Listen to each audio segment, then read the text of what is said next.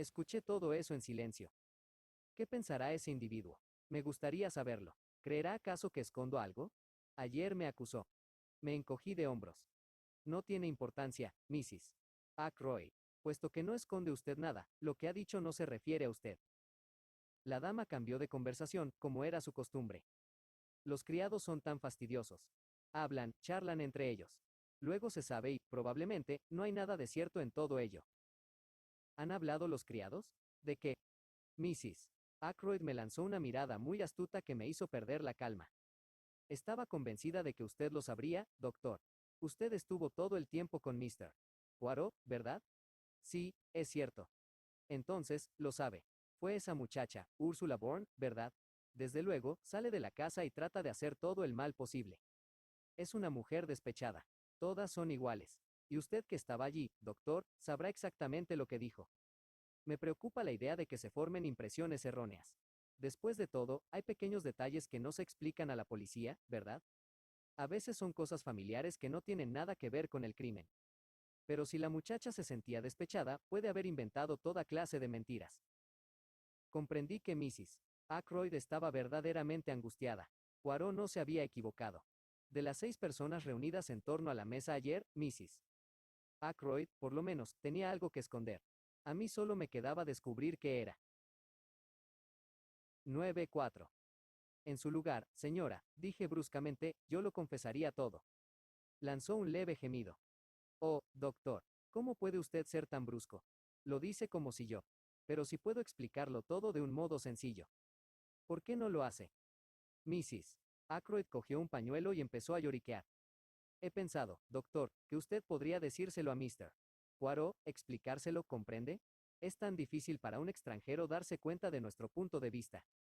Usted no sabe, nadie sabe lo que he tenido que luchar. Mi vida ha sido un martirio, un largo martirio. No me gusta hablar mal de los muertos, pero es así. Todas las facturas, hasta las más pequeñas, tenían que ser comprobadas y estudiadas como si Roger solo tuviese unos cuantos centenares de libras de renta, en vez de ser, como me dijo ayer Mr. Hammond, uno de los hombres más ricos de la comarca. Mrs. Ackroyd se detuvo para enjugarse los ojos con el pañuelito. ¿Me hablaba usted de facturas? Dije animándola. Esas horribles facturas. Algunas no las enseñaba siquiera a Roger. Eran cosas que un hombre no comprende. Habría dicho que no eran necesarias. Y, desde luego, iban en aumento y llegaban periódicamente. Me miró suplicante como si quisiera que me condoliera con ella por esta sorprendente peculiaridad.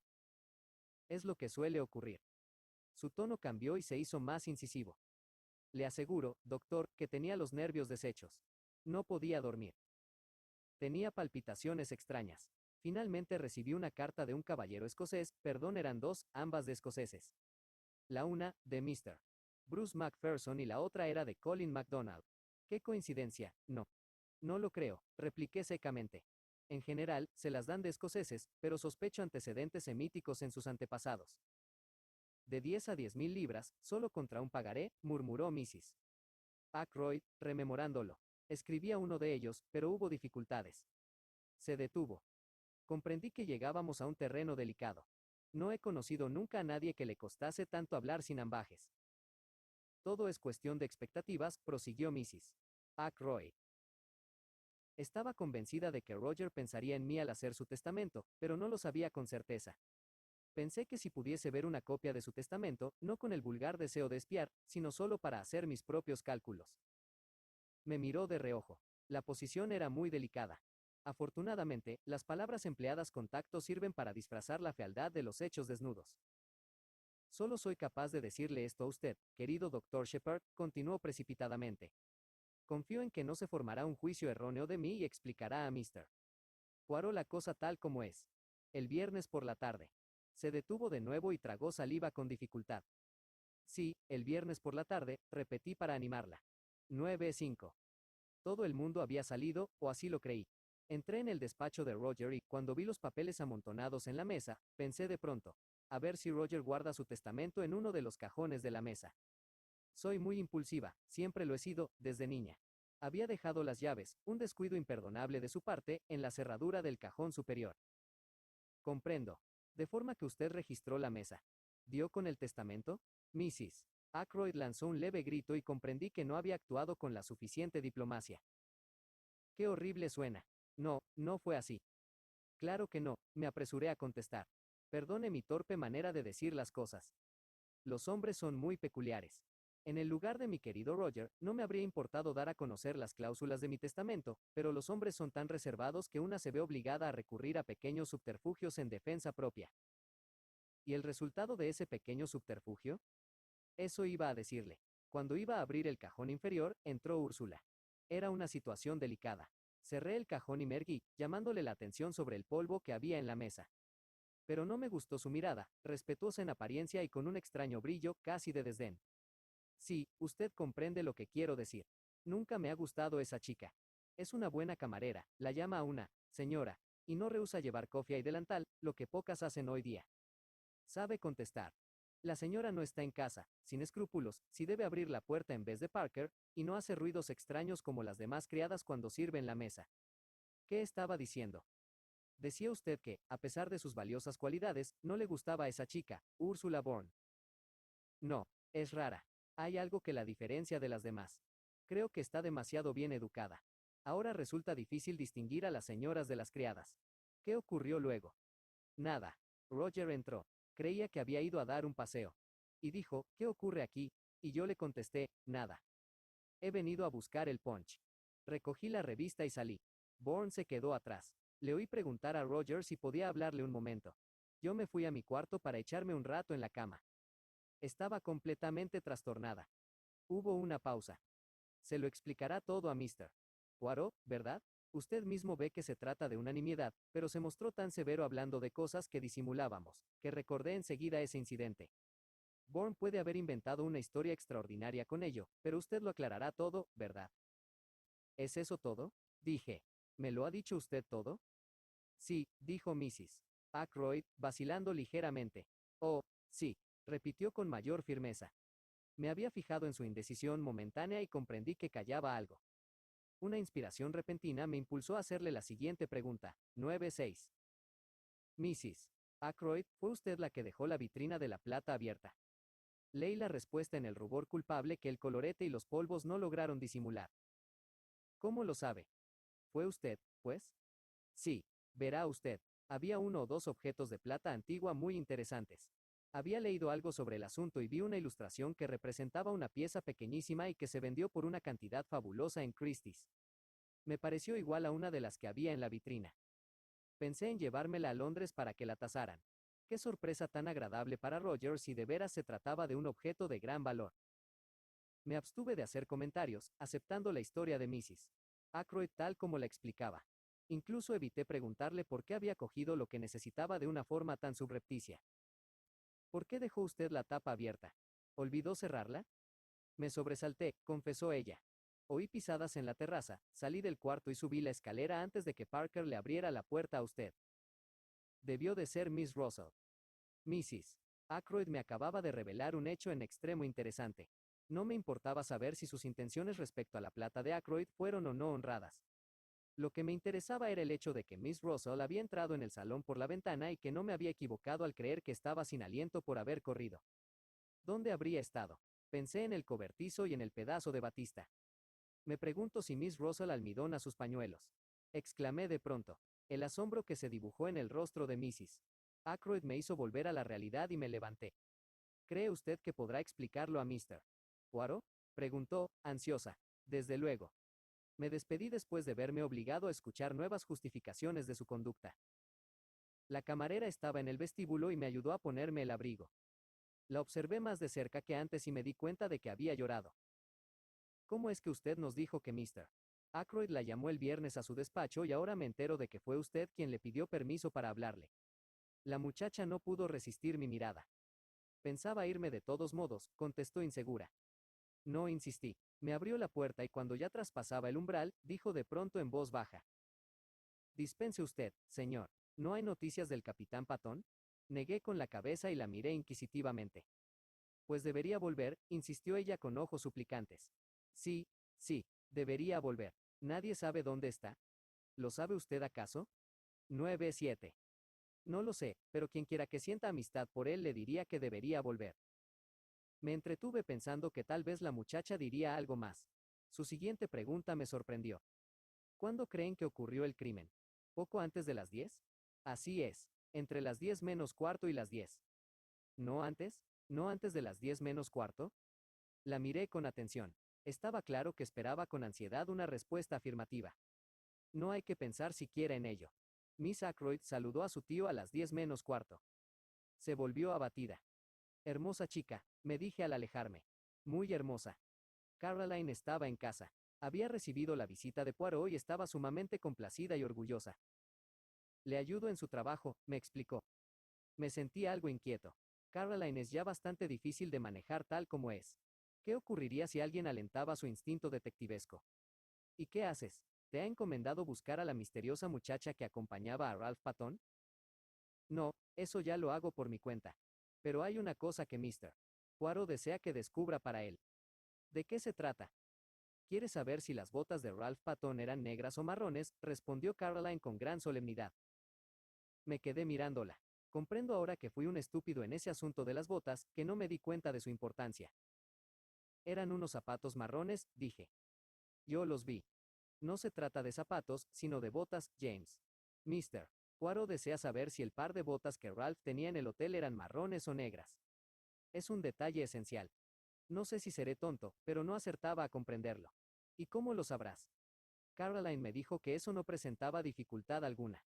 La mejor amiga de Annie, nuestra doncella, era la de Miss Gannett, que se llama Clara. Esa tal Clara salía a pasear con el botones del Three Boars.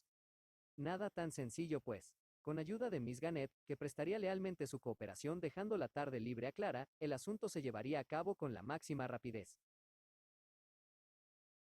Cuando nos sentamos para almorzar, Caroline observó con indiferencia estudiada. En cuanto a las botas de Ralph Patton. Sí, ¿qué ocurre con ellas? Mr. Poirot creía que eran de color marrón, pero se equivocaba. Son negras. 9-8. Caroline asintió varias veces. Al parecer, pensaba que había superado a Poirot. No le contesté. Me preocupaba la idea de que el color de un par de botas de Ralph Patton tuviera algo que ver con el caso. 9-9. Capítulo 15. Jeffrey Raymond. Aquel mismo día estaba destinado a recibir una nueva prueba del éxito de la táctica de Poirot. Su método estaba inspirado en su profundo conocimiento de la naturaleza humana. Una mezcla de temor y de remordimiento había arrancado la verdad a Mrs. Ackroyd. Fue la primera en reaccionar. Por la tarde, cuando volví de mis visitas a los enfermos, Caroline me dijo que Jeffrey acababa de irse. ¿Quería verme?, pregunté, mientras colgaba mi abrigo en el vestíbulo. Caroline revoloteaba a mi alrededor. Quería ver a Mr. Poirot. Llegaba de The Larches. Mr. Poirot había salido.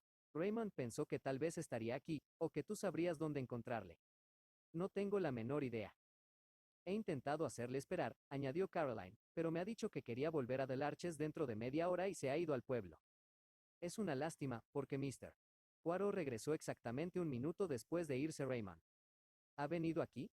No, ha entrado en su casa. ¿Cómo lo sabes? Le he visto por la ventana lateral, explicó Caroline. Creía que el tema estaba acabado, pero mi hermana no era de la misma opinión. ¿No vas allá? ¿A dónde? A The Larches, desde luego. ¿Para qué, mi querida Caroline? Mr. Raymond quería verle con mucha urgencia. Así te enterarías de lo que ocurre. Enarqué las cejas. La curiosidad no es mi peor vicio, observé con frialdad. Puedo vivir confortablemente sin saber al dedillo qué hacen o piensan mis vecinos. Tonterías, James. Tienes tantas ganas de saberlo como yo, pero no eres franco y te gusta disimular tu curiosidad. Es cierto, Caroline, dije, entrando en mi sala de consultas. 10 minutos después, Caroline llamó a la puerta y entró con un bote de jalea. Me pregunto, James, si te molestaría llevar este bote de jalea de nísperos a Mr. Poirot. Se lo he prometido. No ha comido nunca jalea de nísperos hecha en casa. 100. ¿Por qué no puede ir Annie? Está surciendo y la necesito. Nos miramos fijamente. Muy bien. Sin embargo, si llevo este maldito tarro, lo dejaré en la puerta. ¿Lo oyes? Mi hermana enarcó las cejas. Naturalmente. ¿Quién ha hablado de otra cosa? Caroline siempre pronunciaba la última palabra. Si, por casualidad, ves a Mr. Poirot, ironizó cuando abría la puerta, puedes decirle lo de las botas. Era un tiro acertado. Yo ansiaba comprender el enigma de las botas. Cuando la anciana del gorro bretón me abrió la puerta, pregunté si Poirot estaba en casa. Él salió a recibirme, mostrando una gran satisfacción al verme. Siéntese, mi buen amigo. ¿En este sillón? ¿En esta silla? La habitación no está demasiado caldeada, ¿verdad? Me ahogaba, pero me abstuve de decírselo. Las ventanas estaban cerradas y un gran fuego ardía en el hogar. Los ingleses tienen la manía del aire fresco, declaró Poirot. El aire está muy bien en la calle, que es donde pertenece. ¿Por qué admitirlo en casa? Pero no discutamos esas nimiedades. ¿Tiene usted algo para mí? Dos cosas, dije. Ante todo, esto de parte de mi hermana. Le entregué el bote de jalea. Cuán amable es Miss Caroline al recordar su promesa. Y la segunda cosa, una información. Le hablé de mi entrevista con Mrs. Ackroyd. Me escuchó con interés, pero sin excitarse. Esto echa un poco de luz sobre el asunto, dijo pensativamente, y tiene cierto valor, porque confirma la declaración del ama de llaves. Ella dijo, como recordará usted, que encontró abierta la tapa de la vitrina y la cerró al pasar. ¿Qué le parece su excusa de que fue al salón para ver si las flores estaban frescas? Ah, no la tomaremos en serio, ¿verdad, amigo mío? Era tal como usted dice, una excusa, inventada apresuradamente por una mujer que se veía en la necesidad de explicar su presencia, cosa que por otra parte no se le hubiera ocurrido a usted preguntar. Pensé que tal vez su agitación se debía al hecho de que había abierto la vitrina, pero creo que ahora tenemos que buscar otro motivo. Sí, ¿a quién fue a ver fuera de la casa? ¿Y por qué? ¿Usted cree que fue a ver a alguien? Estoy convencido de ello. Poirot asintió. Yo también. Hubo una pausa. 101. A propósito, dije, mi hermana me ha encargado que le transmita un mensaje. Las botas de Ralph Patton eran negras y no marrones. Le miraba fijamente y me pareció verle cambiar de expresión, pero esta impresión se desvaneció en el acto. ¿Su hermana está segura de que no eran de color marrón? Absolutamente. Ah, qué lástima. Parecía desanimado y no entró en explicaciones, sino que inmediatamente empezó a hablar de otra cosa. El ama de llaves, Miss Russell, fue a su consulta aquel viernes por la mañana. ¿Sería indiscreto preguntar qué ocurrió durante esa entrevista, detalles profesionales aparte? Nada de eso. Después de la consulta, hablamos unos minutos de venenos, de la facilidad o de la dificultad de descubrir el empleo de los estupefacientes y de los que se entregan a ese vicio. ¿Con una mención especial de la cocaína? ¿Cómo lo sabe usted? Pregunté sorprendido. Por toda respuesta, se levantó y se acercó a un extremo de la habitación donde tenía archivados unos periódicos. Me trajo un número del Daily Budget del 16 de septiembre, que era viernes, y me enseñó un artículo sobre el contrabando de cocaína. Era un artículo de estilo sombrío y trágico escrito con la intención de llamar la atención sobre el tema. Esta es la idea que le puso la cocaína en la cabeza, amigo mío. Le hubiera hecho nuevas preguntas, pero no comprendía del todo su razonamiento, pero en aquel momento la puerta se abrió y anunciaron a Jeffrey Raymond. El joven entró tan alegre y jovial como siempre y nos saludó a ambos. ¿Cómo está usted, doctor? Mr. Poirot, es la segunda vez que vengo a su casa esta mañana. Tenía ganas de verle. Tal vez haga bien retirándome, sugerí algo torpemente. Por mí no lo haga, doctor. Verá usted, dijo, sentándose por indicación de Poirot. Tengo que hacer una confesión. ¿En verité? En realidad no tiene importancia, pero mi conciencia me remuerde desde ayer por la tarde. Usted nos acusó a todos de esconder algo, Mr. Poirot. Yo me confieso culpable. Callaba algo, en efecto. ¿Y qué es, Mr. Raymond? Le repito que nada importante. Tenía deudas, muchas, y ese legado ha llegado oportunamente. 500 libras me ponen a flote y me dejan un pequeño sobrante. Sonrió, mirándonos con esa franqueza que le hacía resultar tan simpático a todo el mundo. Ya sabe lo que es eso, prosiguió. La policía sospecha de todo el mundo y es desagradable confesar que uno está en apuros por temor a causar mal a 102. Impresión. Pero fui un tonto, puesto que Blunt y yo estuvimos en la sala del billar a partir de las 10 menos cuarto, de forma que tengo una excelente coartada y nada que temer. Sin embargo, cuando usted nos gritó eso de que callábamos cosas, sentí un ligero malestar y pensé que más valía aligerar mi espíritu de ese peso. Se levantó, siempre sonriente. Es usted un muchacho muy cuerdo, dijo Poirot, mirándole con aprobación. Verá usted, cuando sé que alguien me esconde cosas, sospecho que lo que se calla puede ser muy malo. Usted ha obrado bien. Me alegro de verme libre de toda sospecha, dijo Raymond riendo. Ahora me retiro. De forma que ya sabemos lo de Mr. Raymond, afirmé en cuanto salió. Sí, Es una bagatela, pero si no hubiese estado en el billar, ¿quién sabe? Después de todo, muchos crímenes han sido cometidos por menos de 500 libras. Todo depende de la cantidad de dinero que hace falta para corromper a un hombre. Es una cuestión de relatividad. ¿No es cierto? ¿Ha pensado usted, amigo mío, en que muchas personas resultarán beneficiadas en esa casa con la muerte de Mr. Ackroyd, Mrs. Ackroyd, Miss Flora, Mr. Raymond, el ama de llaves? Con una excepción, el comandante Blond. Pronunció este nombre con un tono tan singular que le miré asombrado. No le entiendo. Dos de las personas que hace con acento agudo me han dicho la verdad. ¿Cree que el comandante tiene algo que esconder? En cuanto a eso, observó Poirot, displicente, hay un refrán que dice que los ingleses esconden solo una cosa, su amor. El comandante Blond no sabe disimular. A veces me pregunto si no hemos ido demasiado a prisa al llegar a algunas conclusiones. ¿A qué se refiere? Estamos convencidos de que el individuo que hizo víctima de un chantaje a Mrs. Ferrars es necesariamente el asesino de Mr. Ackroyd. ¿Acaso no nos equivocamos? Poirot meneó la cabeza con energía. Muy bien, excelente. Me preguntaba si usted tendría esa idea. Desde luego, es posible. Pero debemos recordar una cosa. La carta desapareció. Sin embargo, tal como dice usted, eso no indica que fuera el criminal quien se apoderó de ella. Cuando usted encontró el cuerpo, Parker pudo sustraer la carta sin que lo viera. ¿Parker? Sí, Parker. Siempre vuelvo a Parker, no como el asesino, no. Él no cometió el crimen, sino como el truán capaz de aterrorizar a Mrs. Ferrars. Quizás obtuviera información de la muerte de Mr. Ferrars a través de uno de los criados de King's Paddock. De todos modos, es más probable que se haya enterado de ello por un huésped ocasional como Blond, por ejemplo. Parker pudo coger la carta, admití. No me fijé en que faltaba hasta bastante después. 103.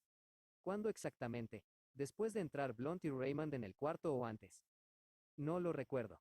Creo que fue antes. No, después. Sí, estoy casi seguro que fue después.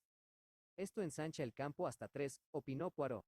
Parker es, sin embargo, el más indicado. Tengo la intención de someter a Parker a un pequeño experimento. ¿Quiere usted acompañarme a Fernley Park? Asentí complacido y los dos nos pusimos en camino inmediatamente. Al llegar a la mansión, Poirot preguntó por Miss Ackroyd y Flora no tardó en presentarse ante nosotros. Mademoiselle Flora, dijo Poirot, tengo que confiarle un pequeño secreto. No estoy convencido todavía de la inocencia de Parker. Necesito su ayuda para someterle a un pequeño experimento.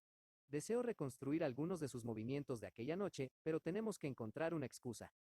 Ah, sí, dígale que yo desearía saber si las voces de los que hablaban en el vestíbulo pequeño pueden oírse desde la terraza. Ahora llame usted a Parker, por favor. Así lo hizo y el mayordomo se presentó servicial como siempre. ¿Ha llamado usted, señor? Sí, mi buen Parker. Pienso hacer un pequeño experimento.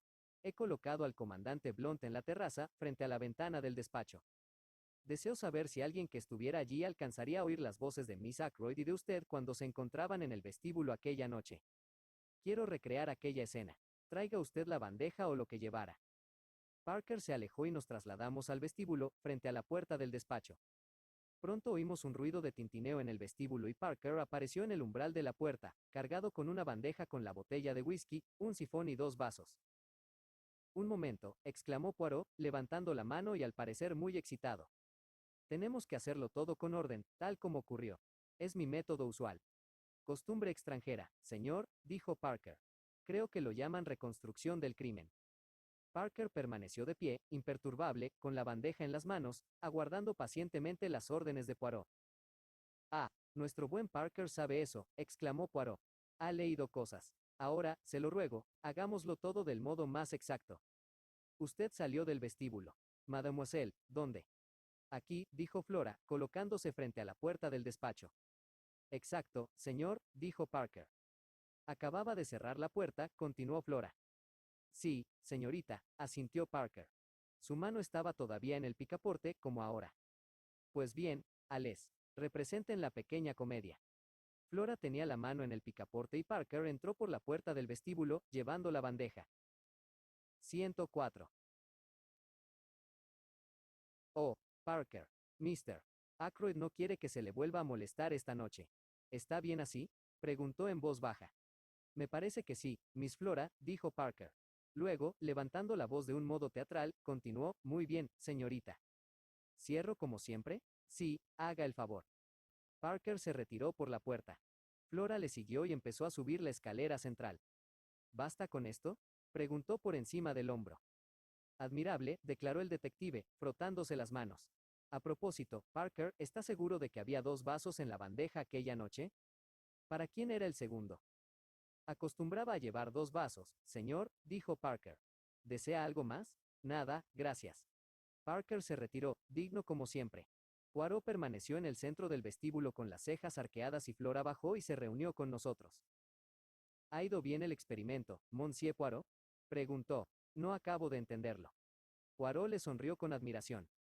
No es necesario que lo comprenda. Pero, dígame, ¿había en efecto 2 vasos en la bandeja de Parker aquella noche? Flora reflexionó un momento. No puedo recordarlo. Creo que sí. ¿Era este el objetivo de su experimento? Poirot la cogió de la mano y se la acarició.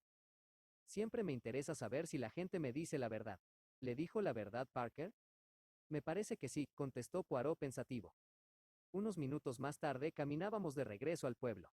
¿Por qué tanto interés por los vasos?, pregunté con curiosidad. Poirot se encogió de hombros. Había que decir algo. Podría haber preguntado cualquier otra cosa. Me quedé mirándole.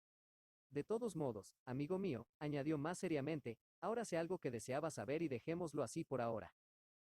105. Capítulo 16. Una velada jugando al Mahjong. Aquella noche nos reunimos en casa para jugar al Mahjong. Estas diversiones eran muy populares en King Sabbath. Los invitados llegaron con chanclos e impermeables después de cenar. Les ofrecimos café y, más tarde, pasteles, emparedados y té. Aquella noche nuestros invitados eran Miss Gannett y el coronel Carter, que vivía cerca de la iglesia. Durante esas reuniones, se charlaba por los codos hasta el punto de interferir seriamente en el juego. Acostumbrábamos a jugar al bridge, pero jugar al bridge y conversar al mismo tiempo es horrible. El Mahjong es mucho más apacible.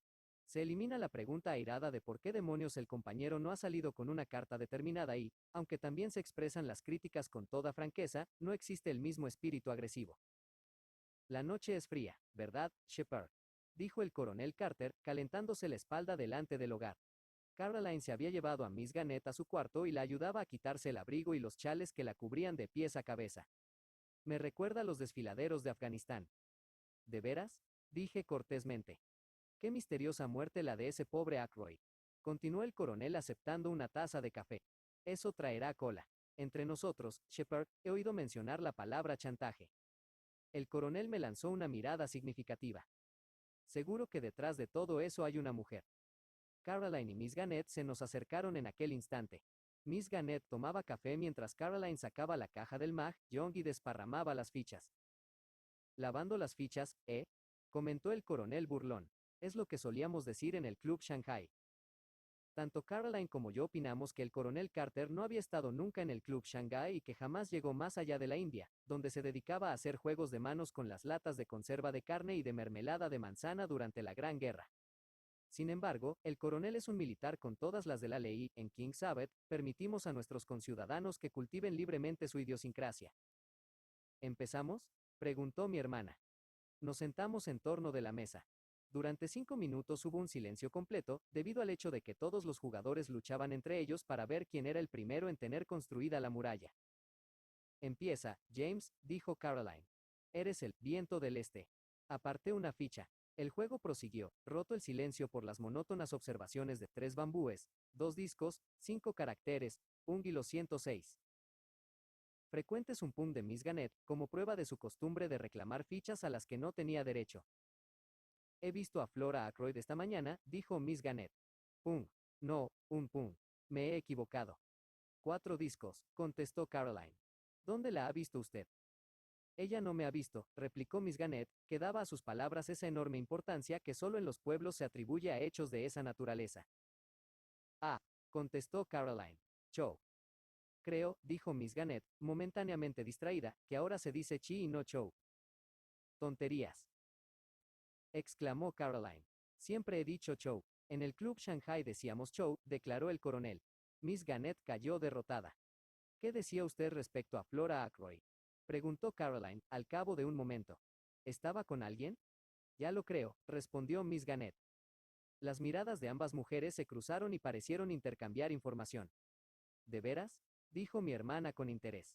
No me sorprende. Esperamos que usted juegue, Miss Caroline, intervino el coronel. A menudo pretende dar la impresión de que solo le interesa el juego, pero nadie se deja engañar por su actitud. Si quieren que les diga, manifestó Miss Garnett. ¿Qué ha tirado, querida? Un bambú. Oh, no. Ahora me doy cuenta, es un disco. Pues bien, si quieren que les diga, Flora es muy afortunada. Ha tenido mucha suerte. ¿Por qué, Miss Garnett? Preguntó el coronel. Me quedo este, dragón verde. ¿Por qué dice que Miss Flora ha tenido suerte?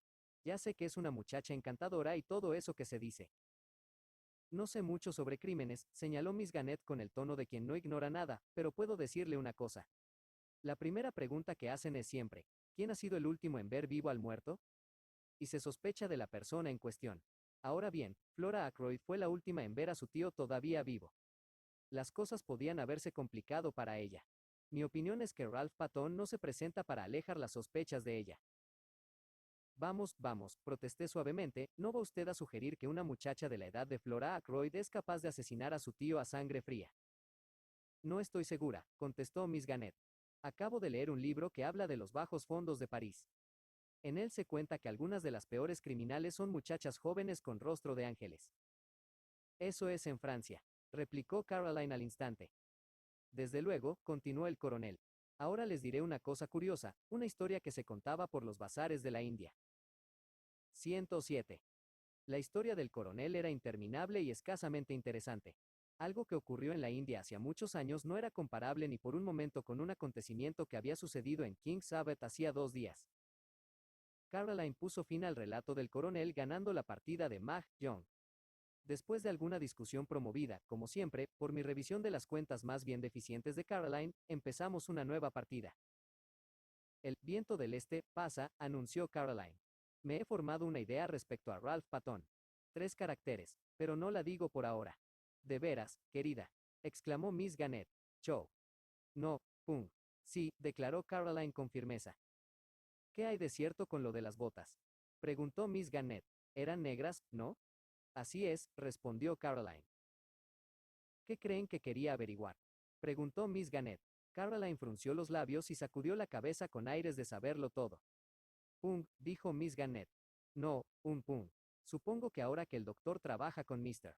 Poirot conoce todos los secretos. Nada de eso, exclamé. James es tan modesto, dijo Caroline. Ah, un Kong oculto. El coronel silbó. Por un momento, nos olvidamos de los chismes. Y de su propio viento, dijo. Veo que tiene 2 de dragones. Hay que tener cuidado. Miss Caroline está dispuesta a ganar la mano. Jugamos un rato más sin decir nada importante. El tal Poirot, dijo de pronto el coronel, ¿es tan buen detective como dicen? El mejor que el mundo haya conocido, declaró mi hermana, con tono enfático. Ha venido aquí de incógnito con el fin de evitar la publicidad. Chow, dijo Miss Garnett. Es una gran cosa para el pueblo. A propósito, Clara, mi doncella, es muy amiga de Elsie, la camarera de Fernley Park y, ¿qué creen ustedes que Elsie le contó? Que ha sido robada una suma importante y que a ella le parece que la otra doncella tiene algo que ver con el asunto. Se va a fin de mes y por la noche no hace más que llorar. Es muy posible que esa muchacha pertenezca a una banda. Siempre se ha mostrado distinta de las demás. No tiene amigas entre las chicas de por aquí. Sale sola los días de fiesta. Eso no es natural e inclina a sospechar. Le pregunté una vez si quería asistir a nuestras veladas para jóvenes, pero rehusó y cuando quise saber algo de su casa y de su familia, se mostró impertinente. No me faltó al respeto, no, pero se negó a decir nada. Miss Garnett se detuvo para tomar aliento y el coronel, que no sentía interés alguno por la cuestión de las criadas, hizo observar que en el club Shanghai jugaban deprisa, sin entretenerse. Jugamos, pues, un momento sin distraernos. Luego está Miss Russell, apuntó Caroline. Vino aquí, a la consulta de James, el viernes por la mañana. Me parece que lo que quería saber era dónde se guardan los venenos. 5 caracteres. Chow, dijo Miss Garnett. ¿Qué ideas tan extraordinarias? ¿Será cierto? 108. Hablando de venenos, manifestó el coronel. ¿Qué? ¿No he jugado todavía? Vaya. 8 bambúes. Mah Jong, dijo Miss Garnett. Caroline estaba contrariada. Solo un dragón rojo, replicó con tono de pesar, y hubiera debido tener 3 dobles parejas. Yo he tenido 2 dragones rojos, todo el rato, exclamé. Eso es típico en ti, James, acusó mi hermana. No acabas de captar el espíritu del juego. Creía, sin embargo, haber jugado hábilmente. Hubiera tenido que pagar una suma enorme a Caroline si ella hubiese hecho Mahjong. El de Miss Gannett era bastante pobre y Caroline no dejó de indicárselo así. El viento del este pasó e iniciamos otra partida en silencio. Lo que iba a decirles es lo siguiente, empezó Caroline. Sí, dijo Miss Gannett para alentarla. Me refiero a Ralph Patton. Sí, querida, siga, siga, insistió Miss Gannett a fin de estimularla más. Show. Es una señal de debilidad hacer show tan pronto, apuntó Caroline severamente. Debería intentar una mano más fuerte. Lo sé, lo sé. ¿Qué decía de Ralph Patton? ¿Sabe algo? Bueno, sé dónde puede estar.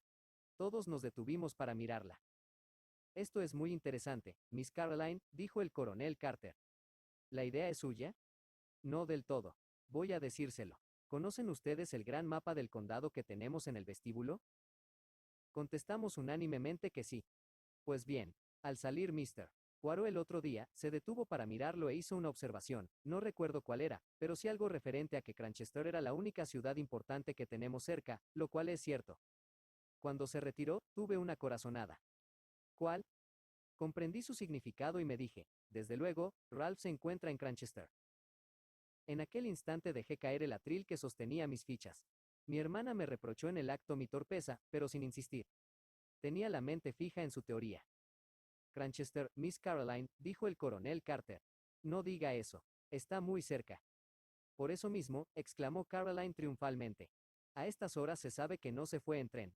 Debió de ir a pie hasta Cranchester y aún continúa allí. A nadie se le ocurre siquiera que esté a tan corta distancia de aquí. Opuse algunas objeciones a esa teoría, pero cuando a Caroline se le mete algo en la cabeza, nadie se lo quita. 109. ¿Cree usted que Mr. Poirot tiene la misma idea? Dijo Miss Gannett pensativa. Es una coincidencia curiosa, pero he salido a dar un paseo esta tarde por la carretera y le vi pasar en un automóvil que venía de esa dirección. Nos miramos unos a otros. Vaya, exclamó Miss Gannett. Tengo Mahjong hace rato y no me había fijado. La atención de Caroline por sus propios ejercicios de inventiva se distrajo momentáneamente. Advirtió a Miss Gannett que, con una mano formada por tantas fichas distintas y tantos shows, no merecía la pena hacer Mahjong. Miss Gannett, impávida, empezó a contar. Sí, querida, sé a lo que se refiere, pero todo depende de las fichas con que uno empieza. ¿O no? Nunca logrará grandes manos si no las busca, insistió Caroline. De todas formas, cada uno juega como quiere, ¿no? Miss Gannett echó un vistazo a sus ganancias y dijo, fíjense si no en quién gana. Caroline, que había perdido un montón de fichas, no dijo nada. Mientras, Annie trajo la bandeja del té. El viento del este pasó de nuevo. Miss Gannett y Caroline tenían su pique particular, como suele ocurrir en veladas semejantes.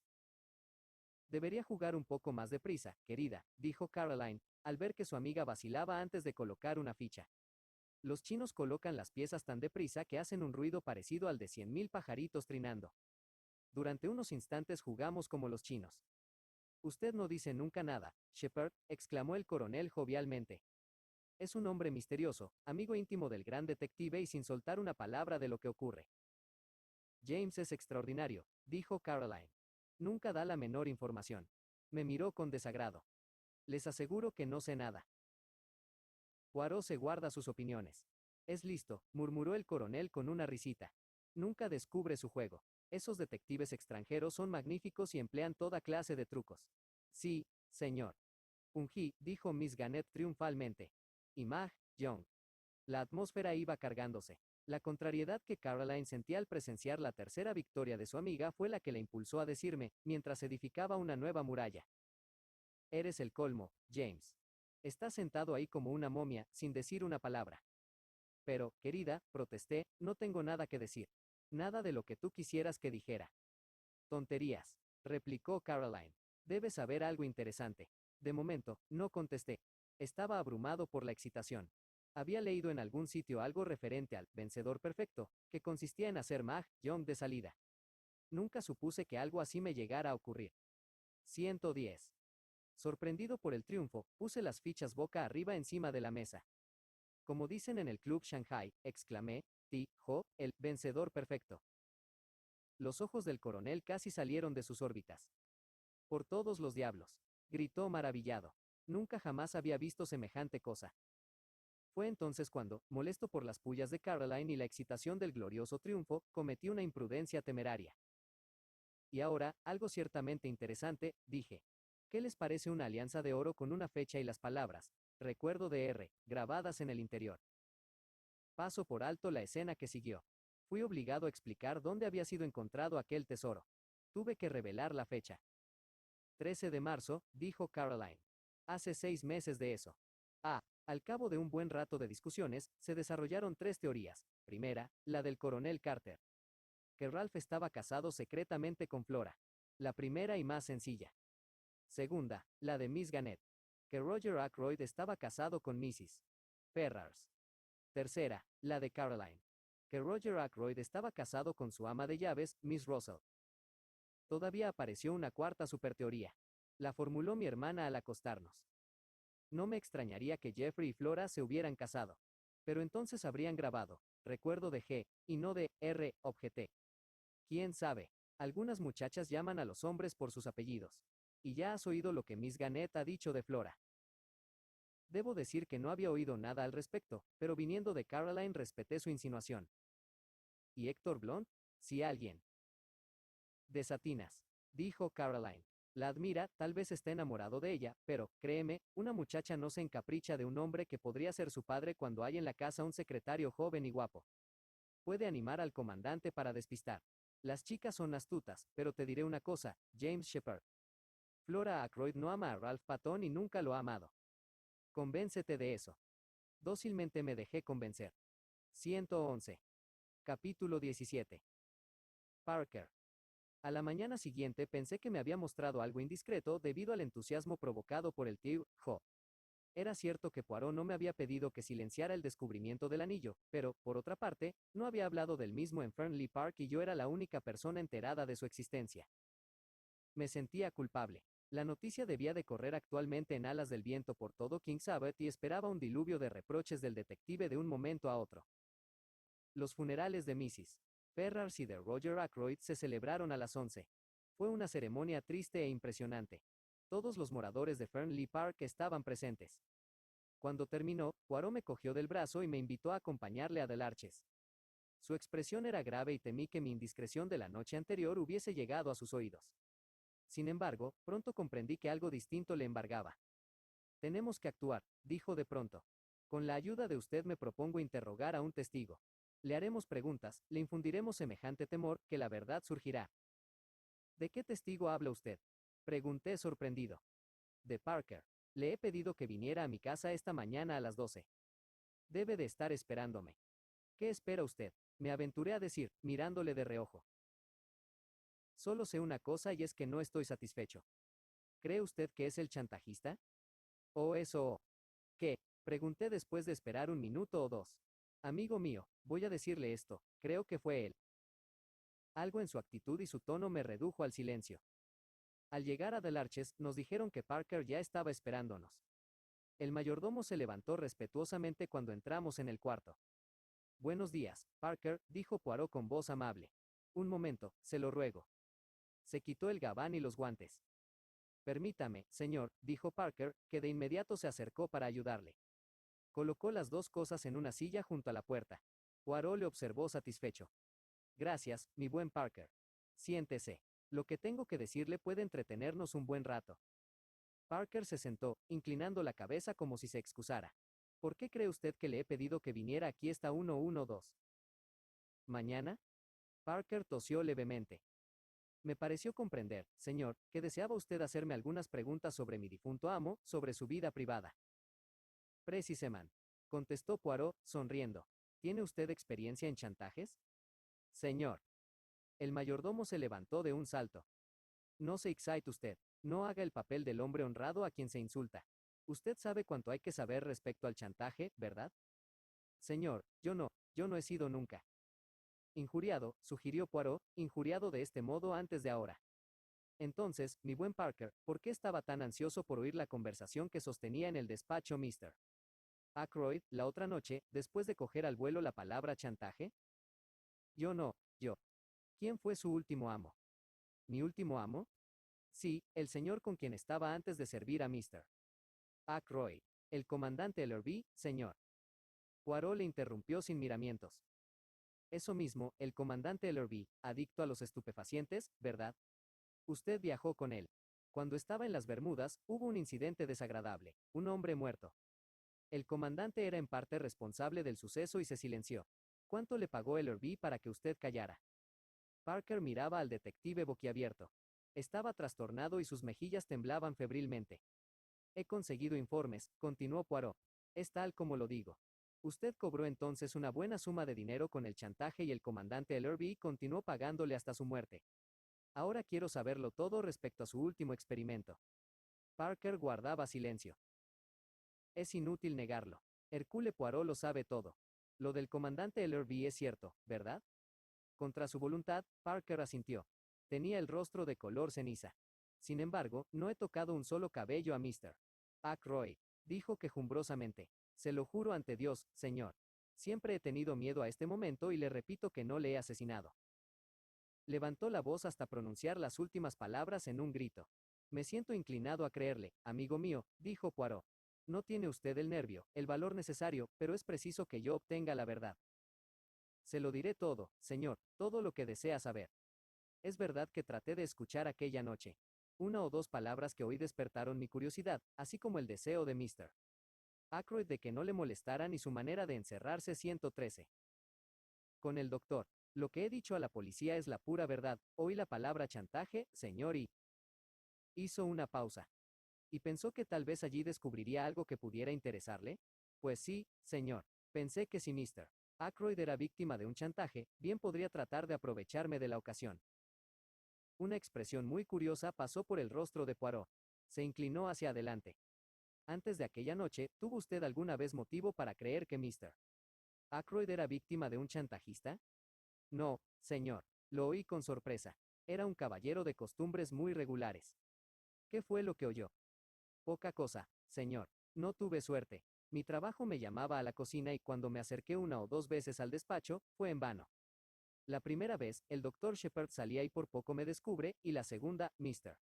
Raymond pasó por el vestíbulo central y continuó en esa dirección, de modo que no pude seguir adelante. Cuando volví a intentarlo llevando la bandeja, Miss Flora me alejó. Poirot miró fijamente al hombre como para poner a prueba su sinceridad. Parker devolvió la mirada sin pestañear. Espero que me crea, señor. Siempre he tenido miedo de que la policía resucitara aquel viejo asunto del comandante Ellerby y sospechara de mí en consecuencia. Bien, estoy dispuesto a creerle, pero hay una cosa que debo pedirle y es que me enseñe la libreta de su cuenta bancaria. Supongo que usted tendrá una. Sí, señor, y la llevo encima. Sin el menor reparo, la sacó del bolsillo. Poirot cogió la libreta de tapas verdes y le echó una mirada. Ah, veo que este año ha comprado por valor de 500 libras en bonos de ahorro. Sí, señor. He ahorrado más de 1000 libras como resultado de mi estancia en casa de mi último amo, el comandante Ellerby. Además, he tenido suerte en las carreras de caballos. Recordará usted que un caballo desconocido ganó el Jubili. Yo apostaba 20 libras. Poirot le devolvió el librito. Puede usted retirarse. Creo que me ha dicho la verdad. En caso contrario, tanto peor para usted, amigo mío. Cuando Parker se retiró, Poirot recogió su abrigo. ¿Sale otra vez? Sí, haremos una visita a Mr. Hammond. ¿Usted se cree la historia de Parker? Es posible. A menos de que sea muy buen actor, parece creer firmemente que Ackroyd era la víctima del chantajista. Si es así, no sabe nada de lo de Mrs. Ferrars. 114. En ese caso, ¿quién? Precisement. ¿Quién? Nuestra visita a Mr.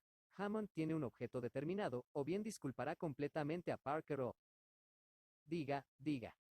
Esta mañana he contraído la mala costumbre de dejar mis frases sin acabar, explicó Poirot con tono de disculpa. Deberá usted tener paciencia conmigo. A propósito, dije algo tímidamente. Tengo que hacerle una confesión. Temo haber dejado escapar sin querer algo respecto a esa alianza. ¿Qué alianza? La que usted encontró en el estanque. Ah, sí. Espero que a usted no le sabrá mal. Fue un descuido imperdonable. Nada de eso, amigo mío, nada de eso. No le recomendé silencio. Usted podía hablar si le venía en gana. ¿Su hermana se mostró interesada? Ya lo creo. Causó sensación y formularon toda clase de teorías. Sin embargo, es tan sencilla. La verdadera explicación salta a la vista, ¿verdad? ¿Lo cree usted así? Comenté desabrido. Poirot se echó a reír. El hombre sabio no hace confidencias. Ya llegamos a casa de Mr. Hammond. El abogado estaba en su despacho. Nos hicieron pasar sin dilación. Se levantó y nos saludó con la sequedad y la educación habituales. Poirot fue directo al grano. Monsieur, deseo que usted me proporcione cierta información, es decir, si tiene la bondad de dármela. Creo que usted era el notario de la difunta Mrs. Ferrars, de King's Paddock. Noté la sorpresa que reflejó la mirada del abogado antes de que la reserva profesional pusiera de nuevo una máscara en sus facciones. Es cierto, todos sus asuntos pasaban siempre por mis manos. Muy bien. Ahora, antes de pedirle nada, me gustaría que escuchéis la historia que Mr. Shepard le relatará. Supongo que no le importa, amigo mío, repetir la conversación que sostuvo con Mr. Ackroyd el viernes pasado por la noche. En absoluto, dije y de inmediato relaté la historia de aquella extraña noche. Hammond escuchó con suma atención. Chantaje, exclamó el abogado pensativo. ¿Le sorprende?, preguntó Poirot. No, no me sorprende. Sospechaba algo por el estilo desde hace tiempo.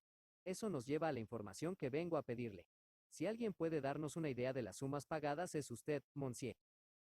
No tengo por qué oponerme a darle esa información, afirmó Hammond, al cabo de un momento. Durante el último año, Mrs. Ferrars vendió algunas obligaciones y el dinero producto de esa venta no volvió a invertirlo, sino que se depositó en su cuenta corriente. Sus rentas eran muy elevadas y como vivía con 115 modestia después del fallecimiento del marido, supuse que las sumas se destinaban a unos pagos especiales. En una ocasión, le pregunté al respecto y me dijo que se veía obligada a mantener a varios parientes pobres de su marido. No insistí, como puede suponer. Hasta ahora pensé que ese dinero lo recibía alguna mujer que tendría derecho sobre Ashley Ferrars. No soñé siquiera en que Mrs. Ferrars en persona estuviera complicada en el asunto. ¿Y el importe?, preguntó Poirot. Las diversas cantidades subían por lo menos a 20.000 libras. 20.000 libras, exclamé, en un solo año. Mrs. Ferrars era una mujer riquísima, dijo Poirot, y el castigo por un crimen no es precisamente agradable. ¿Necesitan saber algo más?, inquirió Mr. Hammond. Gracias, no, dijo Poirot, levantándose. Dispénsenos por haberle perturbado. Ninguna molestia, se lo aseguro. La palabra perturbado, le dije al salir, se aplica solo a los trastornos mentales. Ah, mi inglés nunca será perfecto. Curiosa lengua. ¿Habría tenido que decir fastidiado en este pas? Molestado era la palabra justa. Gracias, amigo mío, me dijo Poirot, por recordarme la palabra exacta. Bien, ¿qué me dice ahora de nuestro amigo Parker? ¿Con 20.000 libras en su poder habría continuado haciendo de mayordomo? Je pense pas. Desde luego, es posible que haya ingresado el dinero en el banco bajo otro nombre, pero estoy dispuesto a creer que nos ha dicho la verdad. Si es un pillo, lo es en pequeña escala. No tiene grandes ideas. Eso nos deja dos posibilidades. Raymond o el comandante Blond. No puede ser Raymond, objeté, puesto que sabemos que se encontraba apurado por una suma de 500 libras. Eso es lo que dice. Y en cuanto a Héctor Blond. Voy a decirle algo sobre el buen comandante, interrumpió Poirot, mi trabajo consiste en enterarme. Bien, me he enterado. He descubierto que ese legado de que habla sube a unas 20.000 libras. ¿Qué le parece? Estaba tan sorprendido que apenas pude contestar. Es imposible. Un hombre tan conocido como Héctor Blond. Poirot se encogió de hombros. ¿Quién sabe? Él sí es hombre de grandes ideas. Confieso que no me lo imagino en el papel de chantajista, pero hay otra posibilidad que usted aún no ha considerado siquiera. ¿Cuál? El fuego, amigo mío. Ackroyd pudo destruir esa carta junto con el sobre azul después de salir usted. No lo creo probable. Sin embargo, es posible. Quizá cambiara de idea. 116. Llegábamos a casa e invité a Poirot a almorzar con nosotros. Pensé que Caroline estaría contenta, pero es empresa difícil satisfacer a las mujeres. Resultó que almorzábamos chuletas. En la cocina tenían callos con cebollas. Y 2 pequeñas chuletas para 3 personas es un problema de complicada solución. Sin embargo, Caroline no se dejó amilanar por tan poca cosa. Mintiendo con descaro, explicó a Poirot que, aunque James se reía siempre de ella, seguía un régimen estrictamente vegetariano. Habló largo y tendido sobre el asunto y comió un plato de legumbres, al tiempo que se explayaba sobre los peligros que encierra el comer carne. Momentos después, cuando estábamos fumando frente al fuego, Caroline atacó directamente a Poirot. ¿No ha encontrado todavía a Ralph Patton? ¿Dónde debo buscarlo, mademoiselle? Pensé que quizá lo hallaría en Cranchester, dijo Caroline con un tono muy significativo. Poirot pareció asombrado. ¿En Cranchester? ¿Por qué allí precisamente? Se lo expliqué con un toque de malicia.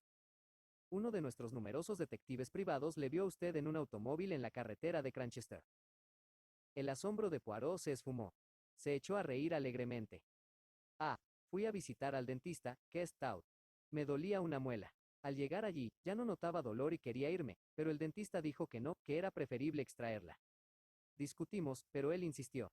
Por fin hice lo que él quería y la muela no me volverá a doler más. Caroline se desinfló como un globo pinchado. Empezamos a discutir de Ralph Patton. Temperamento débil, opiné, pero no es un inmoral. Ah, exclamó Poirot, pero, ¿a dónde lleva la debilidad? Eso es lo que digo, interrumpió Caroline. Mire usted a James. Es débil como el agua. Si no estuviese aquí para cuidar de él. Mi querida Caroline, repliqué, irritado, ¿no puedes hablar sin personalizar? Eres débil, James, dijo Caroline, impávida. Tengo 8 años más que tú. No, no me importa que renuncié, Poirot lo sepa. Nunca lo hubiera imaginado, mademoiselle, señaló Poirot con una inclinación galante. 8 años mayor. Pero siempre he considerado que mi deber es cuidar de ti. Con tu mala educación, solo Dios sabe en lo que estarías metido ahora. Tal vez me hubiese casado con una hermosa aventurera, murmuré, contemplando el techo mientras hacía anillos de humo. Aventurera, dijo Caroline con desdén. Si empezamos a hablar de aventureras. 117. Dejó la frase sin acabar. Continúa, dije con cierta curiosidad. Nada, pero puedo pensar en alguna a mucho menos de 100 millas de aquí. Se volvió de pronto hacia Poirot. James insiste en que usted cree que alguien de la casa cometió el crimen. Lo único que puedo decirle es que se equivoca. No me conviene equivocarme, contestó Poirot. No es. ¿Cómo lo diría? No es Monmouth.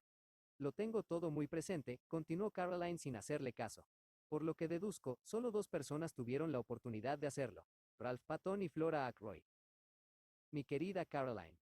No me interrumpas, James. Sé lo que digo. Parker encontró a Flora delante de la puerta, ¿verdad? No oyó a su tío darle las buenas noches. Pudo matarlo entonces. Caroline. No digo que lo hiciera, James. Digo que pudo hacerlo. Aunque Flora, al igual que todas las muchachas modernas, no tiene el menor respeto a los que tienen más edad y experiencia que ella, no creo que sea capaz de matar un pollo. Sin embargo, ahí están Mr. Raymond y el comandante Blunt que tienen coartadas. Incluso Mrs. Ackroyd tiene una. También la Russell parece tener otra, tanto mejor para ella. ¿Quién queda, pues? Solo Ralph y Flora. Y digan lo que digan, no creo que Ralph Patton sea un asesino. Es un muchacho que hemos conocido toda la vida. Punto y coma. Poirot guardó silencio un minuto, mirando el humo que subía en espiral de su cigarrillo. Cuando habló, era con una voz de ensueño que nos produjo una sensación extraña por ser totalmente distinta de su modo usual de expresarse. Imaginemos a un hombre como cualquier otro, a un hombre que no abriga en su corazón ningún pensamiento criminal. Hay debilidad en ese hombre, una debilidad bien escondida. Hasta ahora jamás ha salido a la superficie. Quizá nunca aflorará y, en ese caso, se irá a la tumba honrado y respetado por todos. Pero supongamos que algo ocurre. Que se encuentra presa de dificultades o sencillamente descubre por casualidad un secreto de vida o muerte para otra persona. Su primer impulso es hablar, cumplir con su deber de ciudadano honrado. Entonces es cuando la debilidad de su temperamento surge. Ahí tiene la posibilidad de hacerse con dinero, con mucho dinero. Lo desea, y es tan fácil. No tiene que hacer nada, solo callar. Es el comienzo. El deseo de tener dinero va en aumento. Quiere más, siempre más. Está embriagado por la mina de oro que se abre a sus pies. Se vuelve codicioso y, en su codicia, se excede. Es posible presionar a un hombre tanto como se quiera, pero con una mujer no hay que rebasar ciertos límites, pues una mujer tiene en el fondo de su corazón un gran deseo de decir la verdad. ¿Cuántos esposos han engañado a sus esposas y bajan tranquilamente a la tumba, llevando su secreto consigo? ¿Cuántas esposas que han burlado a sus esposos arruinan sus vidas confesándolo todo? Han sido empujadas demasiado lejos. En un momento de atrevimiento, que les pesa haber tenido después, bien entiendo, desprecian toda cautela y proclaman 118. La verdad con gran satisfacción momentánea. Creo que es lo que ha ocurrido en este caso. La tensión era demasiado grande y así sucedió, como en la fábula, la muerte de la gallina de los huevos de oro. Pero esto no es todo. El peligro de ser desenmascarado acecha al hombre de quien hablamos. No es el mismo hombre que era, digamos, un año antes. Su fibra moral se ha deshecho. Está desesperado. Lucha una batalla perdida y está dispuesto a valerse de todos los medios a su alcance, pues la denuncia significa la ruina. Y entonces la daga golpea. Poirot cayó un momento. Era como si hubiera lanzado un sortilegio sobre la habitación. No puedo describir la impresión que sus palabras produjeron. Había algo en su análisis despiadado y en su capacidad de visión que nos atemorizó. Después, continuó con voz suave, pasado el peligro, volverá a ser un hombre normal, bondadoso, pero si la necesidad surge nuevamente, golpeará de nuevo. Caroline salió de su estupor. Habla usted de Ralph Patton. Tal vez tiene razón, pero no puede condenar a un hombre sin dejarle que se defienda. La llamada del teléfono nos interrumpió. Salí al vestíbulo y atendí. Diga. Sí, soy el doctor Shepard. Escuché unos minutos y respondí brevemente. Colgué el teléfono y volví al salón. Poirot, anuncié, han detenido a un hombre en Liverpool. Su nombre es Charles Kent y creen que es el forastero que visitó Fernley Park aquella noche. Quieren que yo vaya a Liverpool enseguida para identificarlo. 119. Capítulo 18. Charles Kent. Media hora después, Poirot, el inspector Raglan y yo viajábamos en tren hacia Liverpool. Raglan estaba bastante excitado.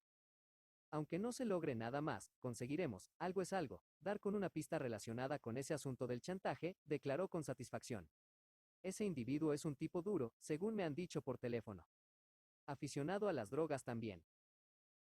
No será difícil hacerle confesar lo que deseamos saber. Si hubo el más mínimo móvil, es muy probable que matara a Mr. Ackroyd. Pero, en ese caso, ¿por qué se esconde el joven Patton? Es un enigma, un verdadero enigma. A propósito, Mr. Poirot, usted tenía razón respecto a esas huellas dactilares. Eran de Mr. Ackroyd. Tuve la misma idea, pero la rechacé por parecerme poco probable. Sonreí para mis adentros. Raglan sabía quedar bien en todas las ocasiones. Referente a ese hombre, ¿no habrá sido encarcelado todavía? Preguntó Poirot. No, solo está retenido como sospechoso.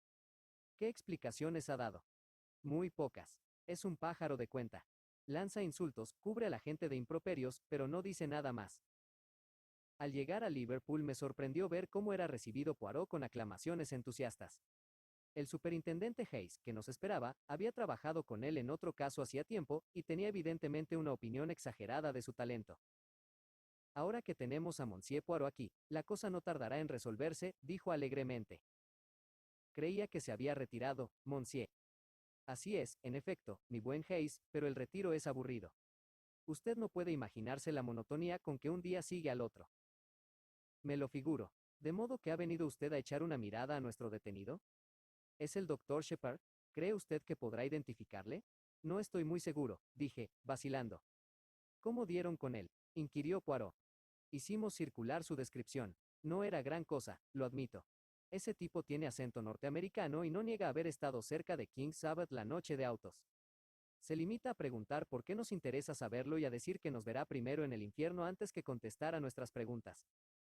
¿Podré verle yo también? Preguntó Poirot. El superintendente hizo un guiño lleno de promesas.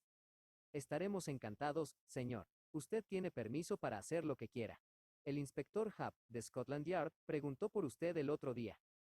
Dijo que sabía. 120. Que usted intervenía en el asunto. ¿Puede decirme dónde se esconde el capitán Patton, señor? Dudo que sea conveniente indicárselo en este momento, respondió el belga misteriosamente. Me mordí el labio inferior para no sonreír. El hombre desempeñaba muy bien su papel. Después de algunas formalidades, nos llevaron a presencia del prisionero. Era un muchacho de unos 22 o 23 años, alto, delgado, con manos ligeramente temblorosas y aspecto de poseer una gran fuerza física, agotada hasta cierto punto. Tenía el cabello oscuro y los ojos azules, torvos, que rara vez miraban de frente a su interlocutor. A pesar de la ilusión que me había forjado de poder reconocer al hombre que había visto la noche de autos, me fue imposible decidir si se trataba o no de aquel individuo. No me recordaba a nadie que conociese. Bien, Kent, dijo el superintendente, levántese. Están aquí unos señores que han venido a verle. ¿Reconoce usted a alguno de ellos? Kent miró de mala gana, pero no contestó. Vi su mirada posarse sobre cada uno de nosotros por turno y volver finalmente hacia mí. Bien, doctor, me dijo el superintendente, ¿le reconoce? La estatura es la misma, contesté.